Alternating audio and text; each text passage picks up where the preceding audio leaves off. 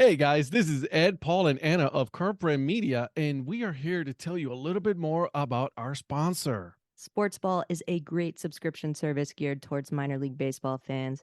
Each box features a different minor league team. You get a box every 3 months with minor league baseball gear, including different styles of hats like Ed's favorite, the dad hat. The cost is less than $12 a month. Proceeds from each box goes to More Than Baseball, the only nonprofit dedicated to the well-being of minor league baseball players. We all know that Parents' Days are coming up this summer, so if you've got a mom or a dad or a grandma or a grandpa who are particularly difficult to buy for, but you know they're baseball fans, this is the answer, guys. Meet your new favorite team at sportsballbox.com. Is there anybody there?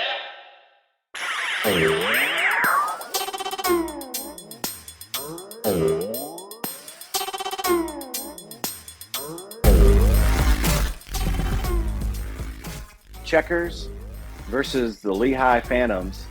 We had the longest AHL game in history, so that was pretty memorable.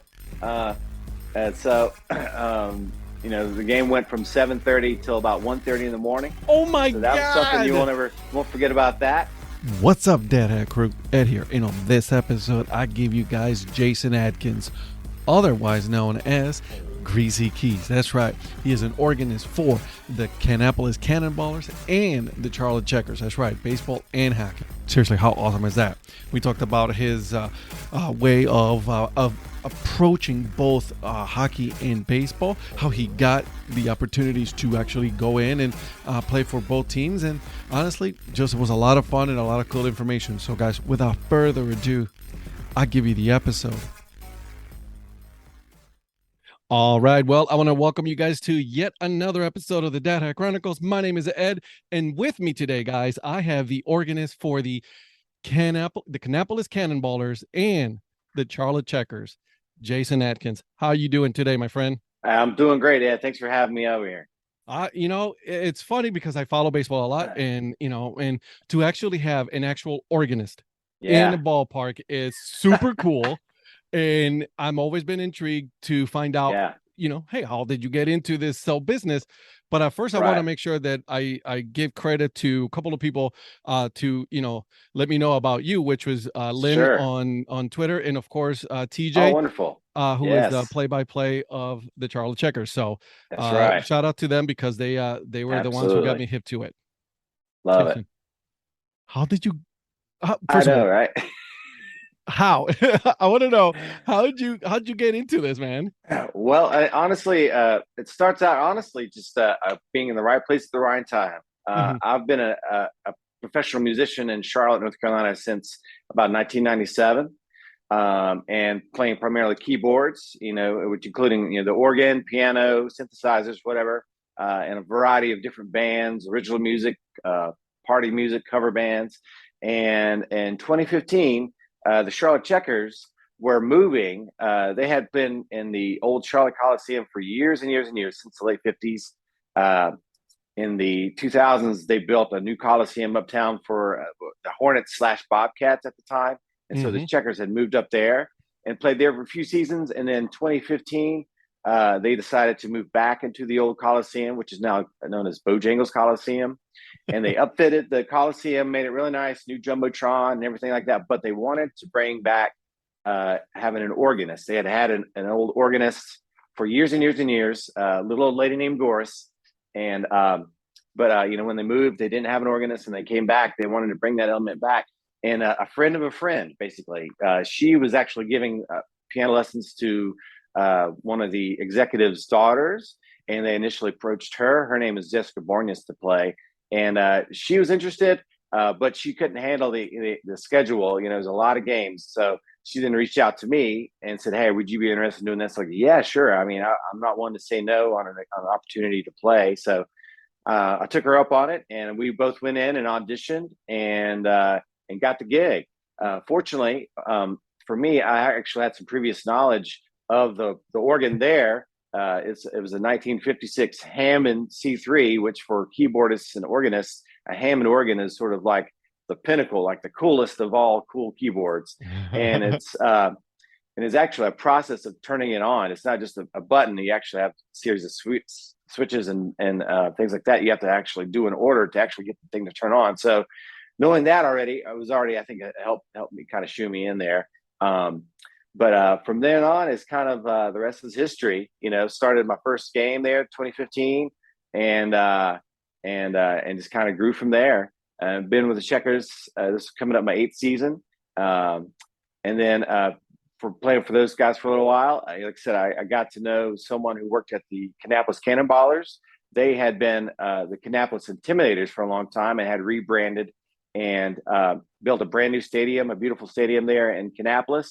And the general manager had his heart set on having an organist. So, obviously already being established in Charlotte with the Checkers, they reached out to me and I took up the offer, and it just works out great because the hockey season and the baseball season line up perfectly. So, hockey will go till April.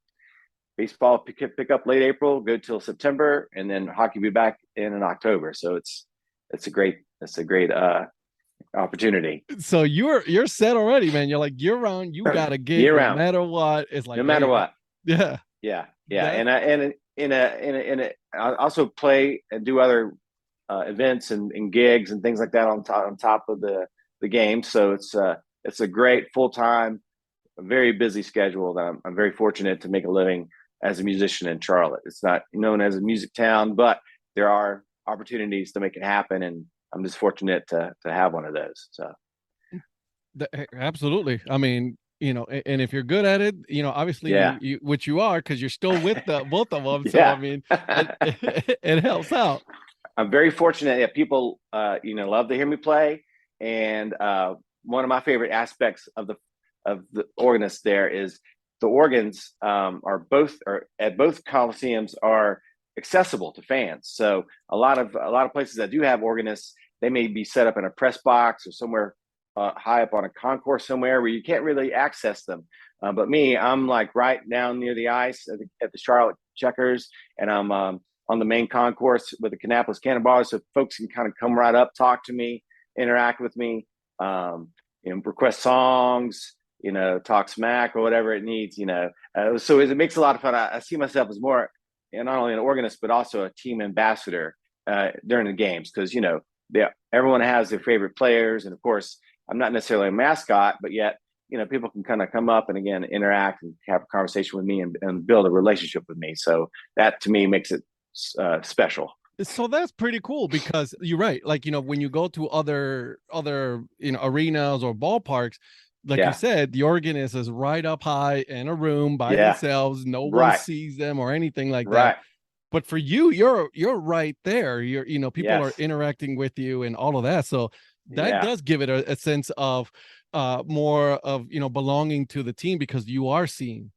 Absolutely, and that's probably what keeps me in it. Honestly, I'm able to play music full time and do other things, but just having that fan interaction that and being like the only musician in a crowd of thousands, it doesn't get any better than that. So that's what keeps me coming back year after year. That's cool. So let me ask you, and let's start with hockey, because that's who you started with. Yeah. How, the process of, because you said there was a process of turning on the organ, how long does that usually take? What's the process looks like and things like that? Right. So the organ there, again, my understanding is they built the original Coliseum back in 1956. And hockey was one of the very first sports that they had in there, introducing the Checkers. And they installed this organ there. And it's a 1950s Hammond C3, all tubed. So it literally has to warm up. You think about this thing's like 70 years old. So, show up early for the game. Luckily, I don't have to carry any other equipment in. The organ's right there, ready to go. And so you have to power it up, let it get warmed up, and then they turn on the speakers in the Coliseum and just let it rip.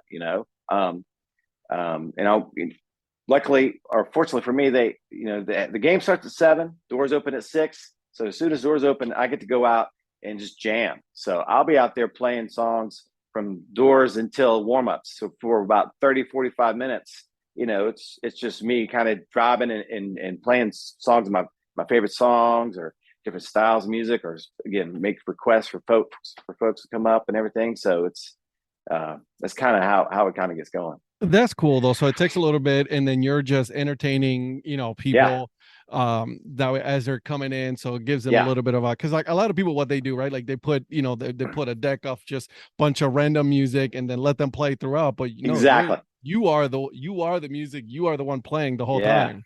Right. So, it takes an ability to kind of read the crowd, read the energy, even pregame, to try to get people hyped, or even just play something that is just people recognize immediately. That to me is always a goal. Is a lot of things don't translate well from a recorded song to the organ. So I'm always looking for different songs, classic rock, hip hop, Latin, anything that has a very recognizable melody that I can translate to the organ well and people can recognize. That's always my goal.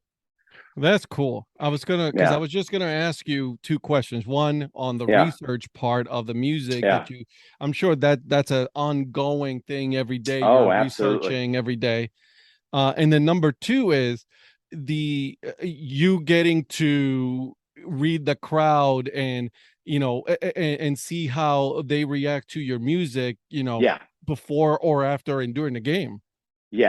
So a big part of it is always trying to keep my repertoire fresh, and always building that up, because in addition to the organ, there's still the element of a DJ, and so with both teams, and so we work congruently together, but at the same time, I try to match the energy that what a DJ can bring to the organ. So I think that also what helps sort of elevate what I do and what people love about it, is because I might bring in, say, like a drum machine or something like that to really kind of create the beat and kind of give me a little background support to help me sort of stay on par with what a DJ can bring. So that's one of my secret weapons as well.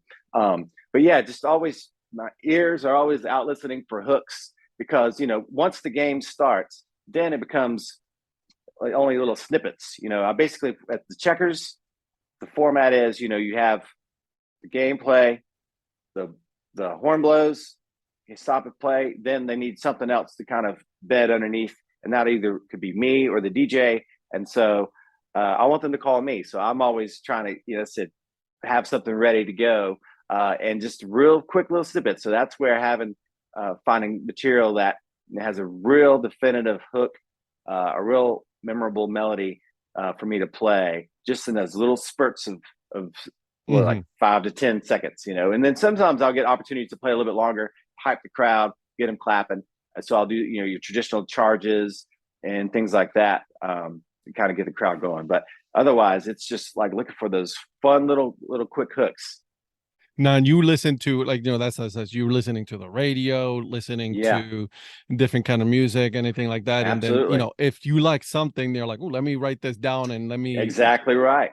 I'll make a note of it. I keep a notepad on my phone. If something, an idea comes, or I hear a particular hook on the radio, I'm like, I'm going to make a note of that, go back and then learn it, or find some sheet music for it. Luckily in today's age, I have my iPad, live by that thing. So I have hundreds, if not thousands, of songs and things like that, sheet music and pre-recorded things that I keep with me, that I'm able to kind of also patch into my system with the organ and stuff like that. So it makes it a lot easier than, like, say, carrying like a big songbook around, or have to memorize every single little thing.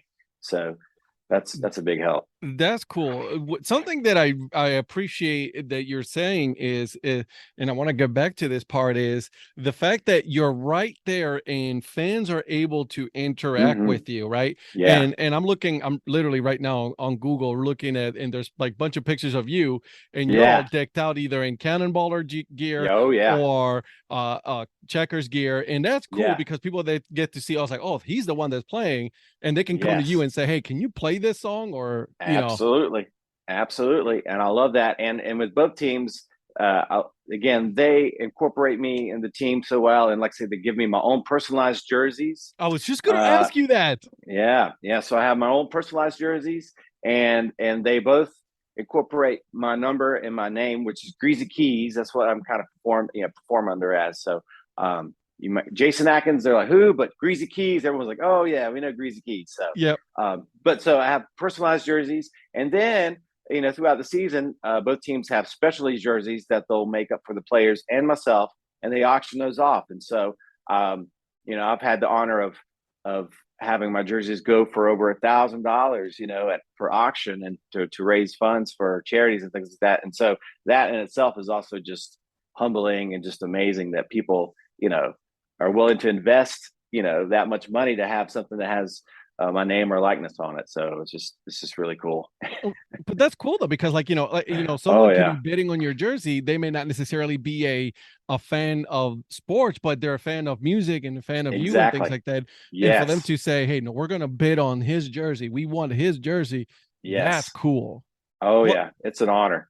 Plus the fact that you have a cool name on the back of your jersey. That's pretty cool, man. Yeah. Thank you. I like it. Okay, so go to Cannonballers. That I'm sure it's almost the same, but a little bit different because you can do in between batters. You can do some music in between innings and things like that. Yes. So that's a little bit different when it comes to hockey. Yes. So the paces of each game obviously are very different. With hockey, it's much more structured. You have a period. And in a period, you can have penalties and things like that, which can kind of drag it out. But for the most part, I know when I walk into a Checkers game, I'm essentially going to be there for the game 2.5 hours. I mean, rarely there's sometimes an overtime or an extra period that, will kind of push the game out. But for the most part, I know it's in a pretty well framed out time period. And again, so basically with that, when music happens, anytime there's not gameplay. So, if there's a penalty or whistle blows, then that's where I kind of come in during the game. And during intermissions, like when the Zamboni comes out on the ice, I get to play a little longer there, maybe embellish there. And then with the Cannonballers, with a 9-inning game, those can go out, it can stretch out a bit longer. Your games can be as short as maybe 2.5 hours, but maybe go as long as 4 hours. And so then, and obviously more time would mean more time play for me. And generally they'll have me play walk-up songs for the opposing team, which is always fun. You took the word. You took my next question out. Yeah. So I'm playing up for all the opposing team players as they walk up to bat, and then fun little prompts in between pitches as well. So a little bit more, sort of, I guess, a little bit more liberty there at the baseball games to kind of play and vibe with the crowd and to. And if it's a good play or a bad play for our team, to kind of to play to that. So it's different, but it's fun. I mean, the action is intense. Boom, boom, boom. Baseball, maybe not so much intense, but it's more play for me. So it's both unique in that way, and but the fans are still as great. And what's great as well as crossover. We'll have folks. Kannapolis is about 40 minutes north of Charlotte. So, but people go back and forth. So we'll have people show up at the Cannonballers going, oh my God, it's GreazyKeyz from the Checkers. And then I'll be at Checkers this season and I have people come down from Kannapolis going, oh my God, it's GreazyKeyz from Kannapolis. So it's great little cross-pollination there of fans that I'm able to kind of build. So it's also unique. It's cool because, like you said, it's like, the sport of hockey is growing so fast, right? And the popularity of people, at the games, and when you say that you are, implementing different types of music, I like that because it's not just the same. It's not the same, genre of music. You have a whole variety, and you have the freedom to do that.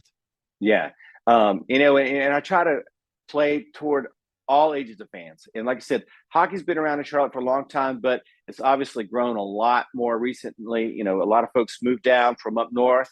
And so we have a lot of myself included. Well, yeah. And I love it because again, it just sort of creates a whole other fan base. And so I'll have folks who are like, old school hockey fans that they love to hear old traditional songs, everything from polkas to like, Lady of Spain from the slapstick movie from the 70s, like that's standard. I have to play that, and I gotta play for that. But then also I have little kids who like will want to hear the latest Harry Styles song or something like that. And so, that's the range I'm looking at, is everything from polkas to Harry Styles and everything from in between, fun hip hop hooks, Dr. Dre, from the 90s, Still Dre, things like that resonate with folks who, maybe our age, 30, 40 years old, Oh yeah, stuff like it that. resonates with me. I was just gonna say that's my genre right there. Right. So, having all that under my belt and ready to pull out, is important to me, to make that relationship with from the youngest fans who maybe be their very first game walking in. Oh my God, he plays some of my favorite songs, to like people who've been, supporting hockey and big fans of hockey for their whole lives, 50, 60 years, can come in and be like, hey, Greasy, play me this old song. And I'd be happy to do it, That's cool. I like absolutely. that. I like that aspect of it, right? Like we've been talking about, is they're coming to you, hey, can you play this, eventually, or can you do something with this song? Because that's cool, and as a fan, I feel like I have a more of a stronger connection with the team because absolutely of a little song or something, and it'll make a kid's day, even better. Absolutely. Mm-hmm. And what's great is both teams will promote my Twitter. You can tweet me during the game. I'll try to stay on social media throughout games and listen up. People will tweet requests as well, so that's always a lot of fun to see that kind of come through and pop up. And if I can remotely work it out, I will, even if it is like a little 4 or 5 second little blip, between whistles. Listen out. Greasy will always try to get it in there for you. That's cool. That's cool. And you're all like, you have your phone with you. You're interacting, not just in person, but now you're also interacting on social media, right? Live during the game, which let's be honest, not a lot of people do, and that's pretty awesome. Right. Yeah, you just try to make the accessibility to me. I'll feed off that. As a musician, you play songs, you go out, play concerts in hopes to get applause. At the games, it's sort of the same thing, but it's just even more like immediate. Like I said, people can come up, slap me on the back, say, "Great job, Greasy, that was awesome," or "I love that song," or "You're doing a great job." That's something that as a musician you kind of feed off of, and to have that, just instantaneously, it's amazing. And again, I guess what keeps me coming back is the fan interaction. That's cool. I think you're reading my notes here, because that's what I was just going to ask you next. It's about, that environment, that feeding off of the crowd when you are there. I think that's, and I'm not a musician. Listen, I completely suck at it, so I know my limitations, but I feel, like you have to feed into that energy from the crowd when you are there. Absolutely. Feeding into the crowd. And like I said, just keeping my ears open. And to me, in playing music, you have two different schools. You have very trained, very classically trained musicians, and then you have people a lot of times play by ear. And I tend to mostly play by ear. Now I've taught myself how to read over the years, so I can read sheet music, things like that. But playing by ear and improvising, those are two things that I feel like are a couple of my strongest attributes, just being in general in music with a band or anything like that. So having those skills in that situation, I think also helps. Just playing by ear, again, reading the crowd. It's just like reading other musicians. Like learning how to improvise. And knowing when to jump out and play a solo, or maybe when to lay back and just play rhythm. It's the same kind of mindset. Go in is like, when is it my time to kind of step out and play and let the audience engage there, or hey, just lay back and let whatever's happening on the field or whatever happening on the rink kind of play out, and then kind of react to that. So that's cool. Yeah. And I'm sure you've gotten this question, so I'm going to apologize, but I feel like I need to ask, what's your most memorable time, being an organist, either with the Checkers or with the Cannonball, or something that, like, one of the biggest times that you remember? Well, for the Checkers, Probably one of the most memorable nights is going to be the Checkers versus the Lehigh Phantoms. We had the longest AHL game in history, so that was pretty memorable. And so, the game went from 7:30 till about 1:30 in the morning. Oh my So that was something you God. won't forget about that. And then for the Cannonballers this past season, they actually had a GreazyKeyz bobblehead night. So that is What? something I'll never forget. So I've actually got. Yeah, let me show you here. Yeah, let me see that. I want to see that bobblehead. All right, so this is the Dude, look at GreazyKeyz that. bobblehead that the Cannonballers released this past season, and they really did it up right. The details are amazing, and they gave out 1,000 of these to the fans that night, and they really featured me throughout the night, and just showed me a lot of love, a lot of support. So those are obviously something I'll never forget. So, and I was able to get a few for dear family and friends to kind of give those out too. So. Yeah, I gotta find out. I gotta go on eBay or something to find out one of those bobbleheads. Oh yeah, those take a cool. look. Yeah. Thank you. Well, yeah. Let me know. Maybe I can make something happen for you. Oh, let's talk about offline. Absolutely, that's cool.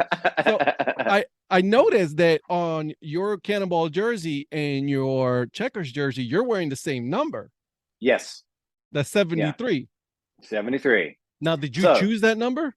I did. So 73. Okay, you think about, maybe a pianist or organist, a piano has 88 keys, right? Mm-hmm. Well, organ doesn't have 88 keys.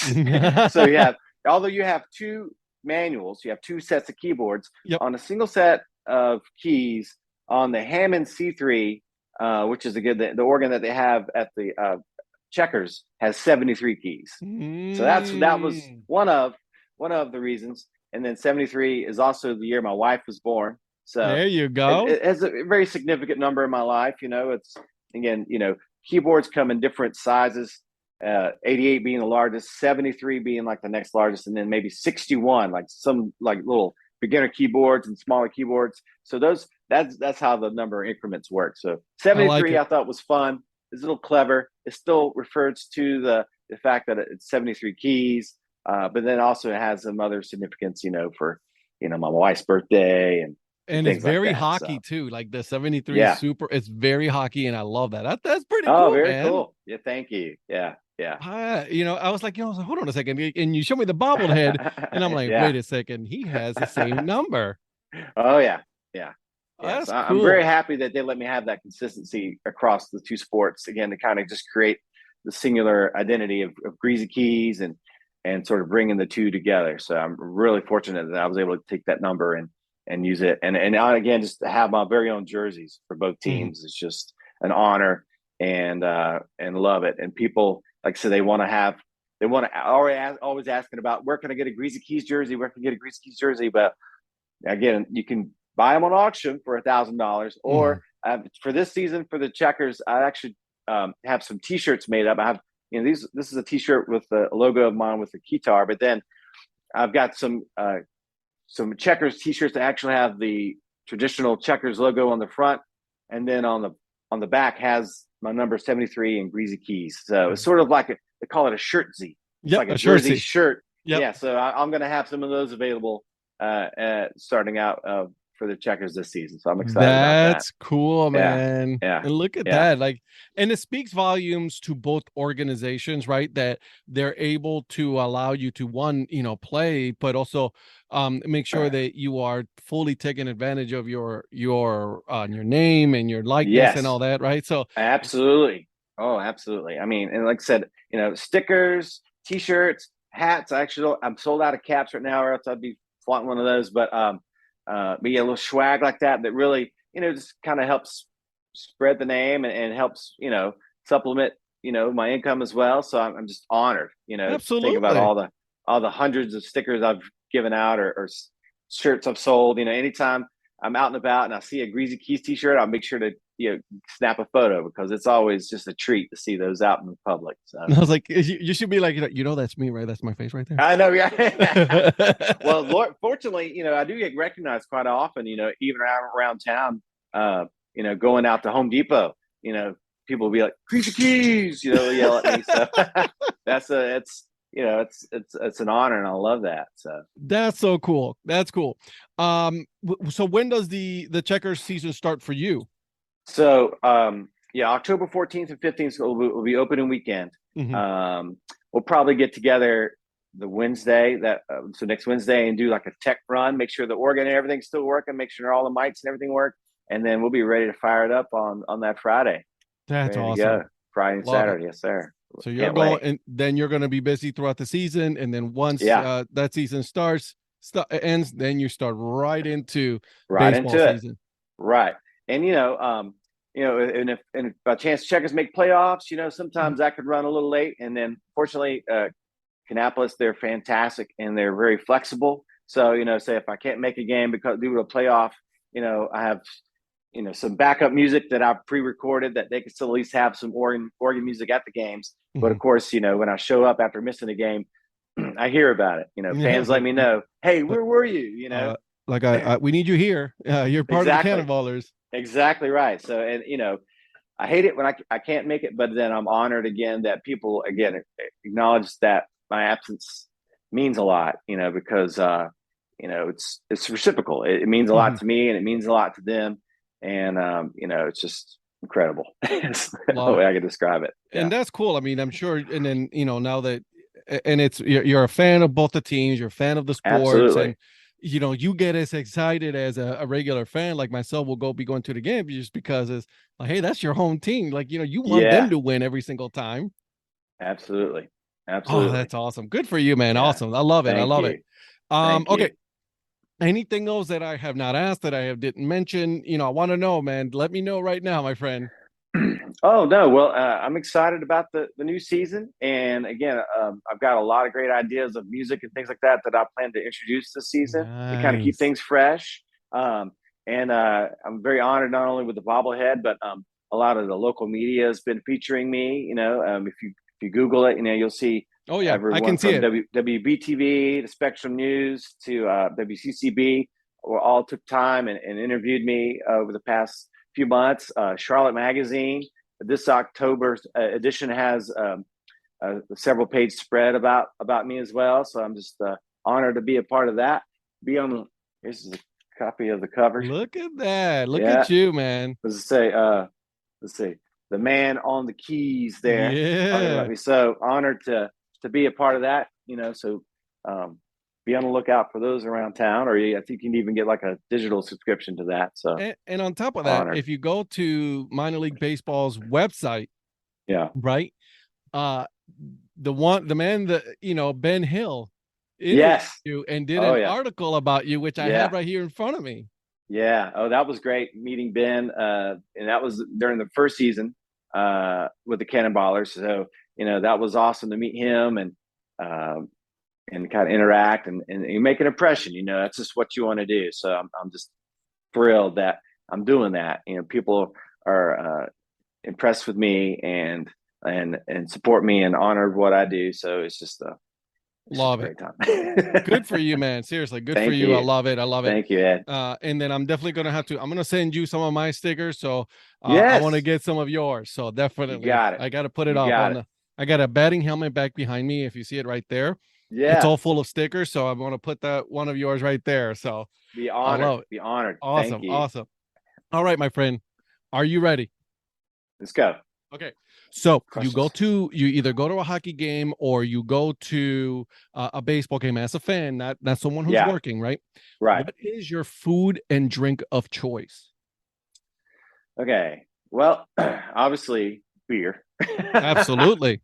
Got to drink a beer. And then probably, the Bojangles Coliseum, obviously Bojangles chicken. So probably get like, some chicken tenders or something like that with Bojangles. So good. Yeah. And then with the Cannonballers, actually their soft serve ice cream is amazing. So in the little helmets, I don't have to do that for Cannonballers. My friend Paul will be very happy with you. Obviously he is he's a collector of ice cream helmets, and then you gotta have it in a little ice cream helmet, right? Absolutely. Yeah, for sure. I like it. I like it. Okay. What animal do you think is the biggest party animal? What animal is the biggest party animal? Yep. That's a good one. I gotta say, I'm gonna go with like a gorilla or something like that. It was probably just throw down, Yeah. like just go ape shit, right? That's right. That's right. They really do.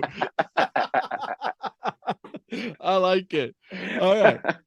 If you could be in any movie, what movie Man. would it be? Oh, if I could have been like any movie that was made. Any Oh movie, Lord. anytime, any year, doesn't matter. All right. I was okay as a kid. Okay. Obviously, as a musician, one of my early influences was Raymond Zarek of The Doors. Mhm. And so that movie, Martin Scorsese's The Doors, I think was one of my all-time favorite movies growing up. So I would love to have been an extra in that movie about Jim Morrison and The Doors. That would have been cool. Yeah, that would have been Yeah. cool. I like it. I like it. All right. As a musician, Yeah. what do you think is the worst song ever? Worst song ever. And I'm That's glad that I'm tough. asking someone who is in music about this one, because everybody Right. has their own opinion, but from a musician, I'm sure it's a totally different experience. I would say, oh man, worst song. I mean, there's so many terrible songs out there. But even as far as like popular songs, oh Lord. I'm not a huge fan of some of the modern bro country. Like, Gotcha. Okay. some of that stuff, I don't want to name names, but there's a few of those songs out there that I'm just like, what in the heck? Like what, how is that even considered country music? And what are they even trying to do? What in the edgy double hockey stick is that? Right. Yeah, you're right. And it's like, you can't even, like, you couldn't even reproduce that live if you wanted to. It's like so produced, and it's so, trying so hard to be like, when the country music tried to be so hip hop, then it's like, it doesn't what mix in the world. So that some of that stuff, I don't know Gotcha. any particular songs, but that to me is I'm with like, you. I can understand that. I got you. All right. Okay. So if you could be any fictional character, right? Any character, which character would you be? Oh man, a fictional character. Who would I be? Probably like some sort of superhero, like something Ooh. like that would be fun. You can't go wrong with Superman. Yeah, I mean, no, the Man of Steel, for God's sakes, right? Right. I mean, he's pretty much top of the heap. But yeah, something like that. It'd be fun to be a cool superhero, super keys. Superpowers and stuff. I like it. Yeah. All right. What Disney princess would make the best spy? What Disney princess would make the best spy? I might go with Belle. Isn't she considered a Disney princess? Yep, she's a technically? princess. Beauty Absolutely. and the Beast. Yep. Belle. I have a 4-year-old daughter. Every single one is a princess. Right. And I'll be honest, I haven't seen all the Disney princess movies, but something about Belle seems to me she might have a dark side. She might be kind of sneaky. So I'll go with her. She was able to to take care of the beast. So there you go. That's right. Exactly. Have you ever regifted a gift? Of course. Yeah. Who hasn't? Regifted. Oh, I know, right? Yeah, it's always, it's a pretty standard thing nowadays. You have the white elephant parties. Of course, so it's part of the Christmas culture nowadays. But absolutely, get that oddball, something they picked up at the dollar store on the way to the Christmas party. It's like, yeah, I'm just gonna We're gonna go ahead and give this right back. Right. Don't need you'll that. See it. Yeah, you'll see that next season too, right? Exactly. Like, hold on a second, I remember that. Exactly. Oh yeah, that's happened for sure. Yeah. All right, couple more here. What is, in your opinion, the most boring sport? Golf. Yeah. If you want to take a good nap, I will put golf on TV. Yeah. Golf on TV, right? I'm sure like any sport is amazing in person, or especially if you're interacting. Car racing is another one. Although NASCAR is a big thing in North Carolina. And growing up, my dad was a huge NASCAR fan, and so he would actually take us to races. Like going to races was amazing, but when he'd like want to listen to it on the radio or watch it on TV, it was like, oh, Dad, come on, this is gonna, So yep. Probably number one, I would say I would say golf. Just as as a bystander, I'm not interested. I'm with you. All right. Yeah. Last question here. All right. What is your spirit animal? All right. My spirit animal will probably be a dog. Nice. Like, yeah, just very, companion dog, sweet, sweet loving dog. That probably would what I want him to be if I was going to be an animal, like just not a mean dog, but a sweet dog. I love it, man. I love Puppy it. love. I love it. I love it. That was awesome. Hey, Thank you, man. Listen, Jason, this was a lot of fun. Thank you so much for Ed. doing this. Anytime. Where can people find you on the socials? All right, so I'm pretty active on the three big ones: Facebook, Instagram, and Twitter. Mhm. And my handle is the same. It's at GreazyKeyz, and that's GreazyKeyz. I'm usually pretty active on those three. I've got a TikTok, but that's a little beyond me. Yeah, same with me. Making videos of everything I do. I just haven't gotten there yet. But pictures and reels and things like that, I'm pretty good at. So you definitely find me on those three. I love it. And I'm gonna make sure to put everything here. Also make sure to put out your website and all that, so that way people can follow you. Absolutely. And then buy some of your gear. Absolutely. So absolutely. So again, thank you so much. And then we'll see each other when I go down there and see either a Checkers or a Cannonballers game. Can't wait, man. Come by anytime. Will do, my friend. Thank you. Thank you, Ed.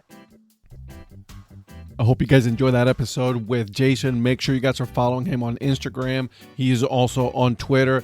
He is very interactive on those two social media platforms during the hockey games and baseball games. So make sure you guys are following him. Also, make sure you guys are following the podcast. And I'm also on Twitter, Instagram, Facebook. Yeah, I'm everywhere. Seriously, I am. Here's what you guys are waiting for. It is the dad joke of the episode. And did you guys know that pianos are difficult to break into because they have a lot of keys? All right. I'll see myself out. And guys, until then, keep on grinding and please support the minor leagues. See ya.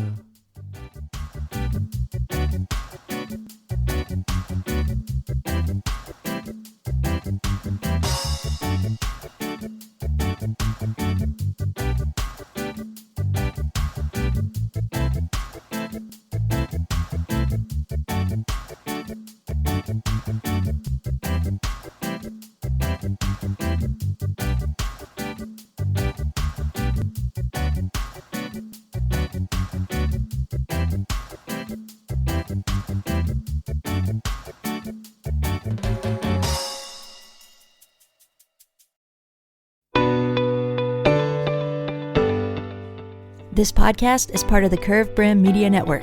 Here are some of the other members of Curved Brim Media. Hi, this is Ed Rivera of the Data Chronicles. Join me as I interview people just like you and players, coaches, GMs on the path that led you to become a fan of the sport. I'm Paul Caputo, and on the Baseball by Design podcast, I talk to minor league baseball teams, designers, and other super interesting people about what these minor league baseball logos mean, and I talk a little bit about ice cream helmets. What's up, Bucketheads? I'm Anna DiTommaso, and each week on the Baseball Bucket List podcast, I speak with a different fan about their favorite baseball memories, what the game means to them, and what's left to check off on their baseball bucket list. Hey guys, this is Patrick Larson from the Minor League Baseball Hat History Series, and in every episode I go through the history of minor league teams through my personal collection of hats. You can find me on Twitter at PatLarson1. I hope you guys enjoy. This is Patrick and Corey of BaseballMapper.com, and we have made an interactive map to help highlight all baseball teams from the majors down to collegiate summer leagues. We want to bring you closer to baseball. So get on the site and find a team near you today. Learn more about Curved Brim Media at curvedbrimmedia.com.